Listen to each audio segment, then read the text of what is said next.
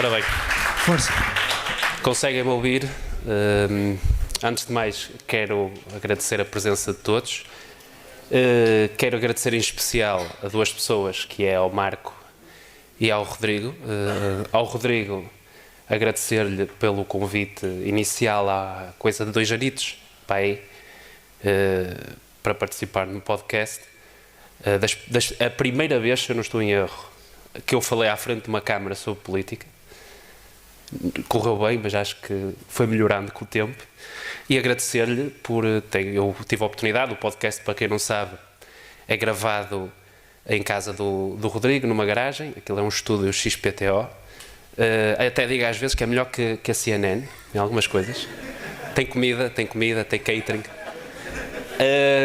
Não, e agradecer-lhe a família fantástica que tem, que já tive o prazer de conhecer, e agradecer-lhe por ter escolhido Portugal como a sua segunda casa, que são um grande exemplo daquilo que a imigração pode fazer por um país. Excelente. E ao Marco, agradecer-lhe por dispender parte do seu salário para pagar os serviços públicos e os salários aos políticos, que eu sei que ele adora, o libertário adora, deve adorar fazer isso todos os meses. Ainda ao encontro, pronto, eu vou ser sincero, tinha pensado, quando me propuseram este desafio, de falar, só tirar aqui o elefante da sala. Toda a gente já sabe qual é a minha opinião em relação ao Chega, toda a gente está farta de saber a minha opinião em relação a algumas posições do Chega. Não vou estar aqui a bater no ceguinho. Estava ali atrás a falar com o Gonçalo, estava-me a rir. Estamos aqui na boa todos, a falar dos problemas do país e, no meu caso, a falar de uma questão mais pessoal, que é aquela que tem sido a minha jornada no último ano. Escusámos de aprofundar, acho eu, escusámos de aprofundar essa questão, mas se quiserem, depois no final podemos ir aí. Eu tinha pensado, quando me propuseram este desafio de vir aqui falar de temas mais políticos. Tinha pensado falar de uma questão que tenho investigado muito, que é a questão internacional, de qual é que será o novo mundo em termos de relações internacionais, mas o Rodrigo disse-me, não, tu vais falar deste teu último ano e da forma como saltei das redes sociais, que é o sítio onde a maioria, todos nós, podemos dar a nossa opinião, outros não a dão, para as televisões e para aqueles debates deliciosos com a Joana Amaral Dias, que toda a gente de certeza que deve, o Gonçalo também já teve o prazer de perder a virgindade nesse sentido. E ele melhor que eu sabe que é complicado, mas que fora da televisão, uma pessoa 5 estrelas, nós quando temos uma câmara à nossa frente tendemos a hiperbolizar muito quem somos. É normal, sempre foi assim. Às vezes até dá um bocado mais de emoção ao debate. Mas falar um pouco disso, e talvez, eu não quero estar a parecer que estou aqui numa sessão de automasturbação, isto está a ser filmado, de automasturbação, de que eu é que sou bom, eu é que sei qual é que são as melhores táticas, as melhores técnicas para ser um... Não, eu não vou estar aqui a fingir que sou o guru da comunicação. Eu vou-vos falar daquilo que tem sido uma jornada que me tem surpreendido bastante. Eu posso-vos dar aqui um exemplo, não é que seja algo por aí além, mas eu no início deste ano, no Instagram tinha pouco mais de 5.000 seguidores. Não chegava a ter 5.000 seguidores. Estou agora, estamos no final do ano com 140.000 quase. Tudo a falar de política, o que não é normal num país como Portugal, que tem pouca cultura pop política, vamos colocar assim, com públicos que eu noto que são jovens. Eu tive um congresso agora há pouco tempo do PSD, em que tive muitos jovens a abordar-me e a dizer-me, e eu vejo o teu programa com a minha mãe. Isto é uma coisa fascinante, porque ou com a minha avó também já aconteceu. Eu tive uma miúda que pegou no telemóvel e fez uma videochamada com a avó. A avó estava lá onde estava, na freguesia onde estava.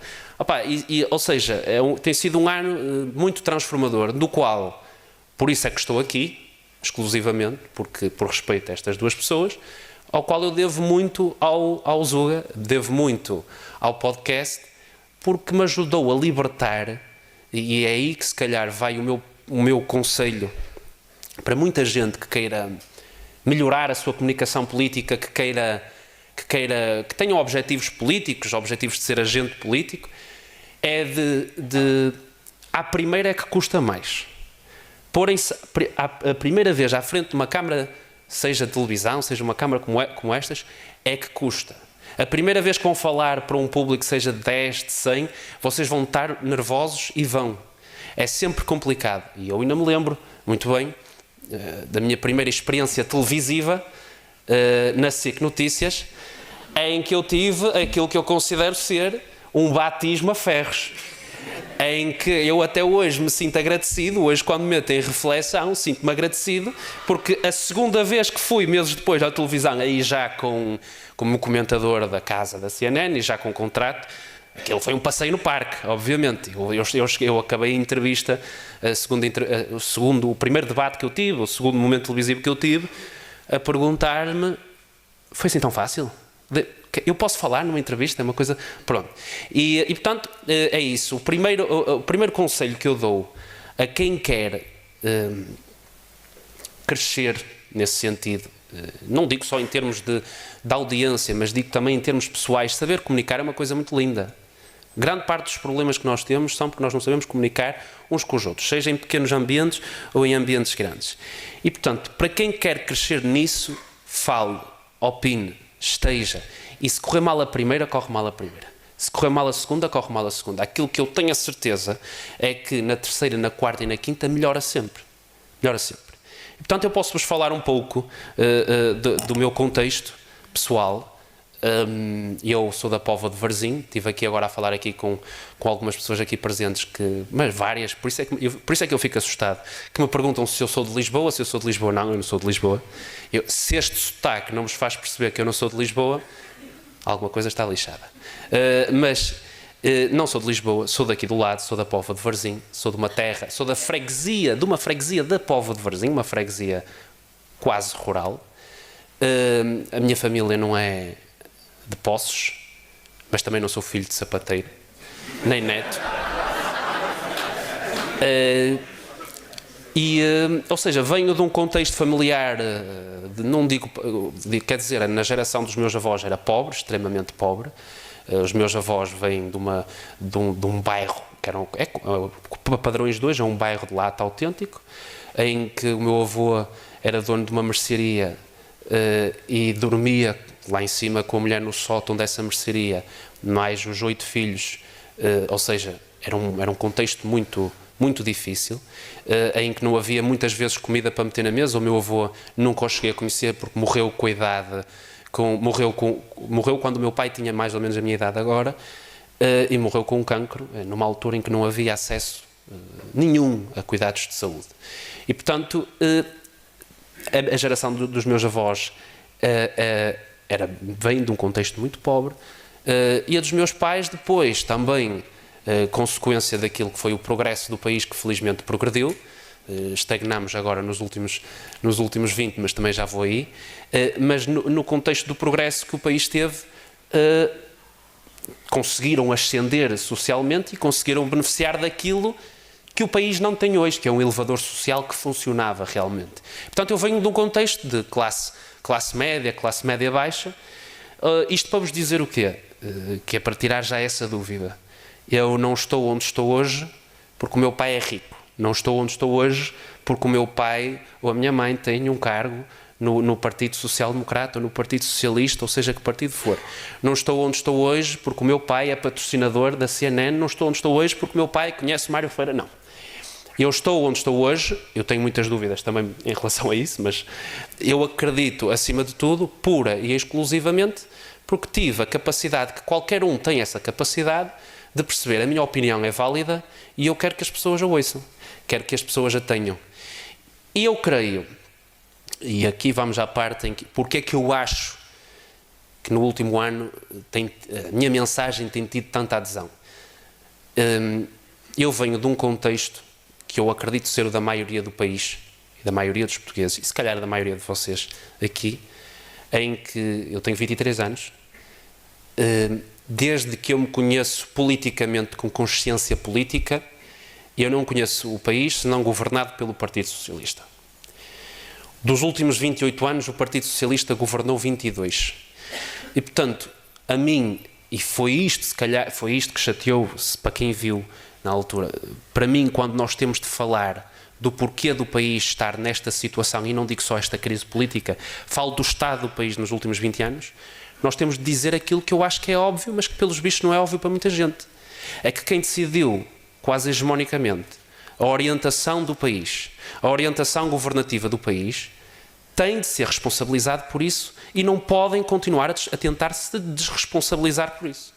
E, portanto, por isso é que para muita gente eu sou conhecido e por isso é que não cola muitas vezes, para mim não cola no meu caso a questão essa brincadeira que fazem muitas vezes do PS2, porque não existe, eu acredito, gajo que bata mais no PS que eu, e especialmente no Zuga, eu, o Marco e o Rodrigo gostamos sempre de dizer que todos os podcasts pode-se contar sempre com uma carga de porrada e uma carga de lenha no Partido Socialista, porque é isso que tem de acontecer durante muito tempo, porque ainda estava há pouco ali a falar.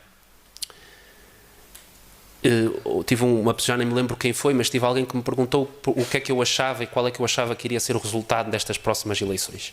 Eu não faço previsões ao milímetro, acho que ninguém é louco para o fazer. Aliás, eu acho que uma eleição não vai dar para resolver este problema. Acho que se calhar vamos ter mais que uma eleição, como outros países tiveram, sem stress nenhum, e acho que até é muito provável que isso vá acontecer. Mas eu não descarto uma vitória do Partido Socialista. Não descarto. E não é porque o Montenegro é choninhas. Não é porque o Ventura é choninhas. Não é porque a culpa é da direita que se agrega ou que não se agrega. Já tivemos vários contextos nacionais e internacionais em que o centro-direita governa e não precisa da direita musculada, pronto, vamos colocar assim, para governar. E já tivemos casos do contrário. E, portanto, eu acho que a possibilidade do PS ganhar, porque é uma possibilidade muito grande, por isso é que é preciso mobilizar voto, por isso é que é preciso trabalhar, não tomar como garantido. A possibilidade de ganhar leva-me a isto que eu estou a tentar dizer, é que o PS, de ter governado tantos anos, nas últimas 3 décadas quase, está enraizado na sociedade portuguesa. E isto só sai a ferros. Só sai a ferros. Está enraizado na administração pública, está enraizado nas escolas, está enraizado nas universidades e, portanto, nós temos de combater isto. E está enraizado, acima de tudo, naquela que é a política económica e social e daquilo que tem sido. Quantos de nós é que conhecemos idosos que pensam que é o António Costa que lhes paga a pensão? Quantos de nós? Portanto, o que nós temos de fazer, primeiro, eu vou falar do meu caso, não vou falar do que é que eu acho que o Partido Chega ou que a Iniciativa Liberal devem fazer. O que nós temos de fazer é insistir às pessoas que não existe mais nenhum responsável para além do Partido Socialista pela situação em que o país está em termos políticos. Não existe. Porque eles têm sido muito bons nisso. Nós vamos sair, se mudarmos de governo, de 8 anos, de uma das... É genial, eu tenho de reconhecer isso. De uma das maiores máquinas de propaganda, comunicação e spin que existe na memória da nossa democracia. Em que passamos 8 anos em que nós tínhamos um gato à nossa frente e eles conseguiam nos dizer que era um cavalo, que era um boi, que era uma vaca, que era tudo menos um gato. E nós comíamos aquilo. As pessoas acreditam nisso. Muitos casos de problemas. Eu lembro-me de um em concreto que eu próprio bati palmas, levantei-me e bati palmas lá em casa. Isto é genial. Em que tivemos o caso dos professores, do descongelamento das horas extraordinárias, em que os gajos conseguiram, eu estou a usar a palavra gajo, eu acho que posso fazê-lo, não é? Estamos aqui num contexto familiar, exatamente, em que eles conseguiram acabar aquele dia de votações no Parlamento a culpar o PSD. E, portanto, há uma máquina de spin muito boa que nós temos de desmontar, insistindo, que eles é que governar. E nós vemos as lideranças do PSD, vemos o líder do PSD a fazê-lo agora insistentemente, felizmente e finalmente. Vemos outros partidos como a Iniciativa Liberal a fazê-lo até, na minha opinião, de forma muito mais eficaz. E, portanto, eu acho que a mensagem que eu tenho tido tem sido essa, principalmente, eu admito, não tem sido tanto de um papel construtivo, porque também não é esse o meu papel, não sou eu que sou líder político para ter de apresentar a alternativa, se bem que eu a tenho e já a partilhei, Mas é preciso agentes que sejam capazes de destruir a narrativa vigente. E, portanto, é por isso que eu acho que tem resultado em termos de comunicação, e por isso é que muita gente, em termos de pessoas que não estão ligadas à política, a grande maioria do meu público são pessoas que não estão ligadas à política. São pessoas que naturalmente nem sabem quem é o líder do PSD, nem sabem quem é o líder do PS, pronto, é um bocado mais difícil, não é? Mas não sabem quem é o Pedro Nuno Santos, não sabem quem é o José Luís Carneiro. São pessoas que não têm cultura política, mas que percebem aquilo que do governo, das cúpulas do governo, não tem passado. Que é, o país está mal. Nós estamos a ver a ser ensaiado, agora nos últimos dias, uma narrativa de que o país não está tão mal como as pessoas e como nós dizemos que está. O que é mentira. Está mal. O país está mal. Mas nós vemos a malta do Partido Socialista a ensaiá-lo. Ainda tivemos, ainda há pouco, na CNN, anteontem, se não estou em erro, a deputada Isabel Moreira a dizê-lo com todas as palavras. O país não está mal. Não está tão mal como a direita diz. E depois, quando são questionados sobre os problemas da saúde, dizem podemos fazer melhor. Quando são questionados sobre os problemas do ensino, dizem podemos fazer melhor. Quando são questionadas sobre o problema da falta de integração e da falta de planeamento da imigração, dizem nós podemos fazer melhor. Mas como é que nós podemos, e é isto que tem de ser dito às pessoas, esperar que pessoas que estiveram 8 anos no poder e fizeram pior, possam fazer melhor? Porque é esta a narrativa que se está a tentar passar. É que o PS, nestes 8 anos, em que ninguém vai ter uma dificuldade muito grande, até mesmo dentro do PS, esta luta interna, é uma luta que já se começa a ver os primeiros resquícios daquilo que vai ser a discussão sobre o legado de António Costa, porque nem eles no Partido Socialista conseguem identificar qual é o legado de António Costa. Não existe. Foi uma gestão do dia-a-dia, daquela que era a realidade do Estado, e pouco mais se acrescenta em relação a isso. Há uma frase célebre de António Costa de que foi questionado sobre a necessidade do país ter reformas estruturais. E António Costa disse-o. E eu sou alérgico a essa expressão. Eu sou alérgico a reformas estruturais. E temos pessoas no Partido Socialista, ainda hoje, os 2 candidatos à liderança do Partido Socialista, que replicam essa mensagem.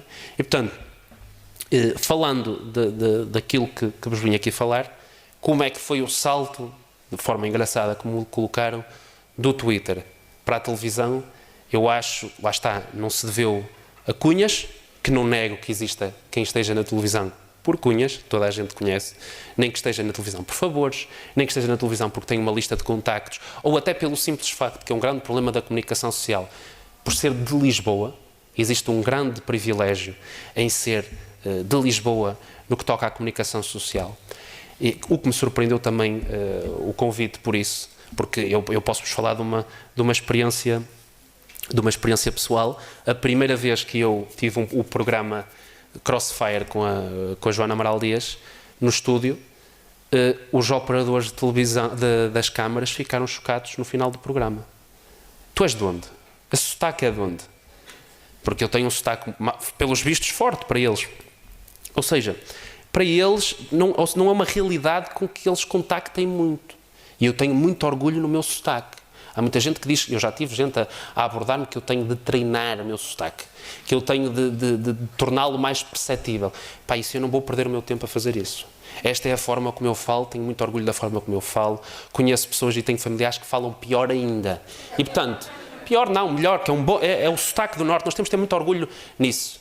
E portanto, creio que existe um fascínio, claro, ainda bem, de tentar diversificar aquilo que é a opinião política e a presença televisiva do Norte. Está a haver um esforço, e nota-se um esforço muito grande, e ainda bem que está a acontecer, é importante.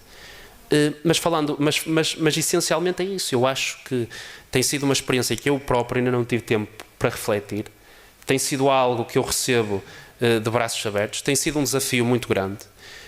Ainda ontem apanhei uns rapazes que me perguntavam se eu achava ou se sentia que havia repressão ou que havia tentativa de filtrar a opinião por parte da direção. Não existe nada disso. Não existe nada disso. Se noutros canais o fazem, isso eu não sei. Vou falar da experiência que eu tenho.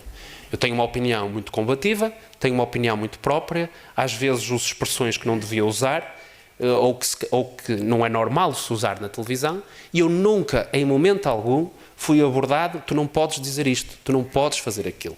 Claro que tem de haver o respeito, que é isso que muita gente não tem, e que depois diz que sente as represálias da ausência desse respeito, e diz sentir-se reprimida e vitimiza-se por causa disso. Mas eu, em termos, para vos ser francos, não sinto qualquer tipo de represália, e tenho opiniões muito próprias, e alguns até podem considerar extremistas. Eu, então, nos últimos tempos tenho sido considerado extremista em muitas questões, o que para mim é uma novidade, mas olha, é a vida. E ainda há pouco estava aqui a ouvir, e ainda bem que eu vim o dia inteiro, eu estava aqui a ouvir os meus colegas libertários, que eles geralmente são o amigo tolinho do grupo, mas hoje ainda bem que os pude ouvir, porque eu tenho um enorme respeito pela malta libertária, porque eu próprio tenho uma costela libertária. Eu sou da opinião de que mais um dia em que se permite que a Caixa Geral de Depósitos continue na esfera pública é mais um dia que este país perde. Porque se nós um dia, quando em termos nacionais começarmos realmente a pensar no crime político e económico que foi o que aconteceu na Caixa Geral de Depósitos, as pessoas vão ter muito que discutir e muito que refletir. Eu tenho uma costela libertária. Uma costela só, Marco, atenção. Não tenho mais do que isso.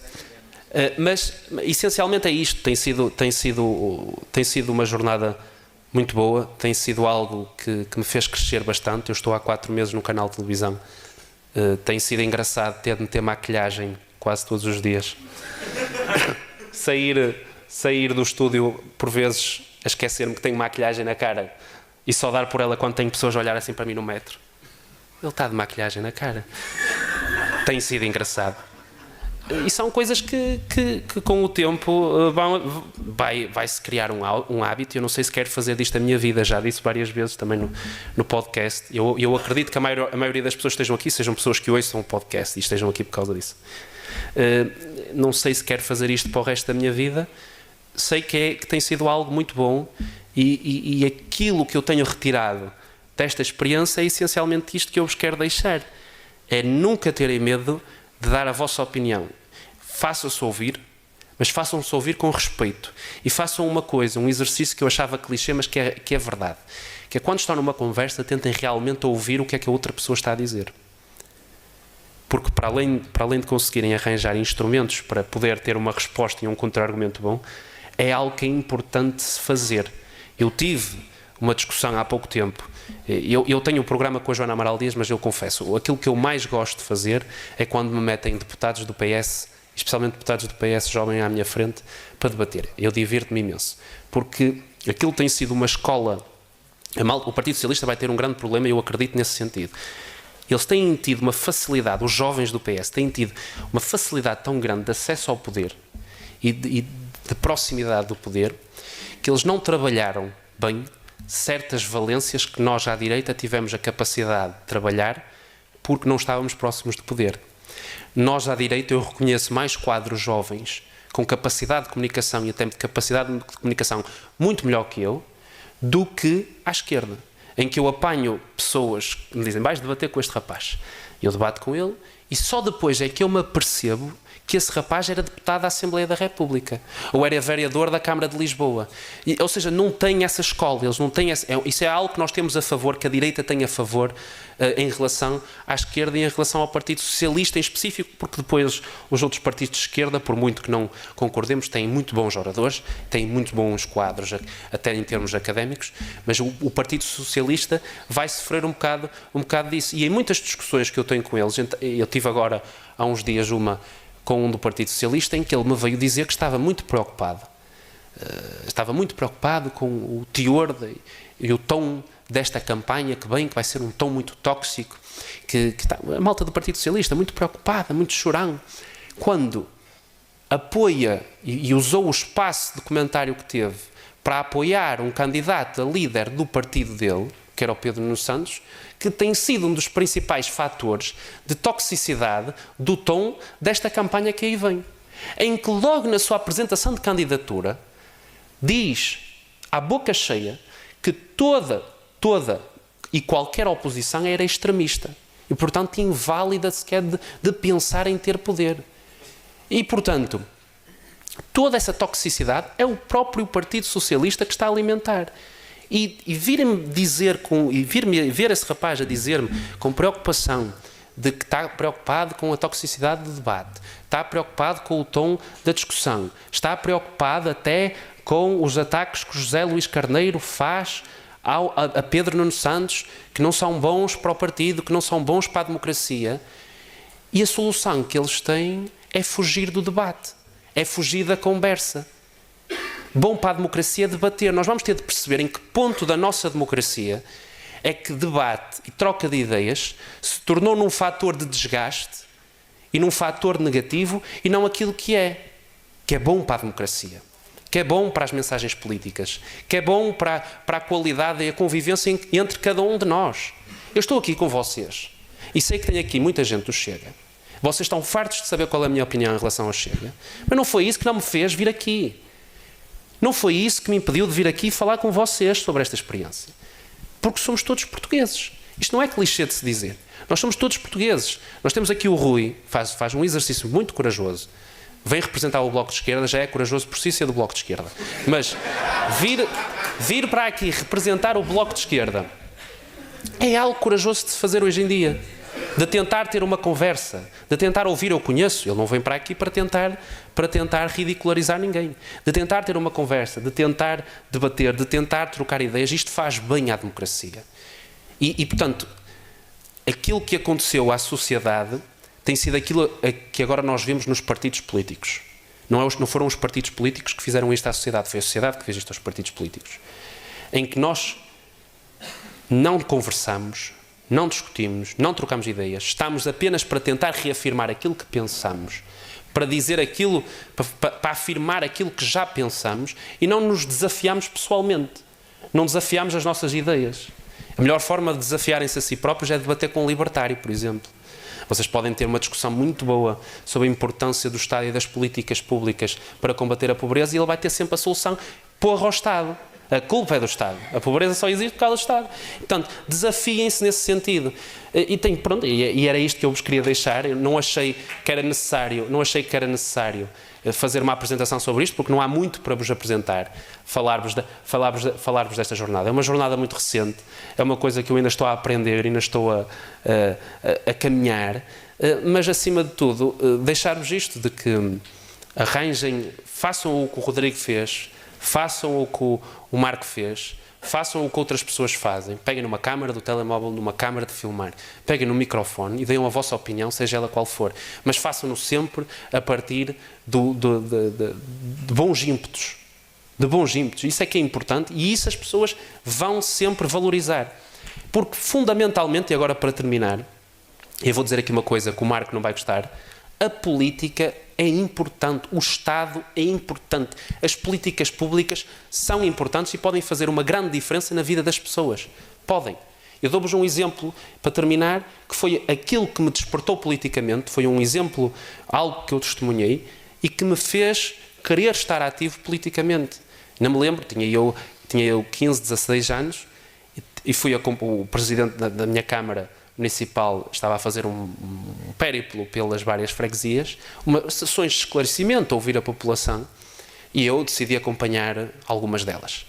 E estava numa freguesia, não sei se vocês vão conhecer, que é Rates, Balazar, foi em Balazar.